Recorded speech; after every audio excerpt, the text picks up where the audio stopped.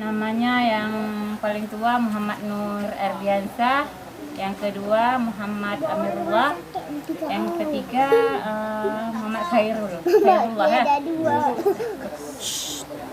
Karena mamanya tadi ya, kekurangan ekonomi ya menanyakan pada saya bagaimana caranya dia meninggalkan anak-anak ini sementara dia mencari rezeki.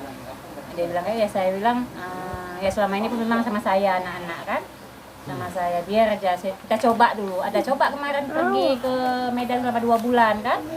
Jadi sudah pergi 2 bulan ya anak ini aman-aman aja sama saya. Nggak nangis pun yang kecil ini kan. Makanya ya selanjutnya ya berlanjut. Dia pergi ke merantau. Ke mana Bu? Ke Malaysia. Ya kami dengan orang tuanya ya berencana mama cari rezeki ya kalau memang ada rezeki nanti mudah-mudahan berhasil ya. Mamanya tetap kepingin anaknya mengkolokkan anaknya. Mereka punya kakak sendiri. Agenda kita hari ini dari dinas sosial mau melihat kondisi anak-anak kita ini yang 3 orang kan ditinggal oleh ibunya. Jadi kita kemarin mau pastiin gimana kondisi pengasuhan anak ini. Jadi dari hasil pengamatan kami, wawancara kami dengan pihak yang menampung anak-anak ini, bahwasanya anak-anak ini kan kondisinya kan ditinggal sama ibunya yang memang ke Malaysia bekerja di sana kan.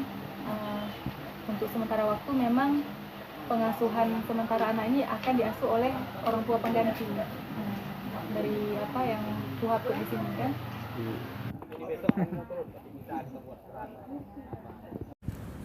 Ya, hari ini kami sudah mengadakan kunjungan dan alhamdulillah kita pastikan bahwa pengasuhan ketiga anak ini sudah diasuh oleh Ibu Nur Aini. Dan apresiasi kami pihak dinas sosial kepada Ibu Nur Aini yang telah dengan sukarela mengasuh anak tersebut.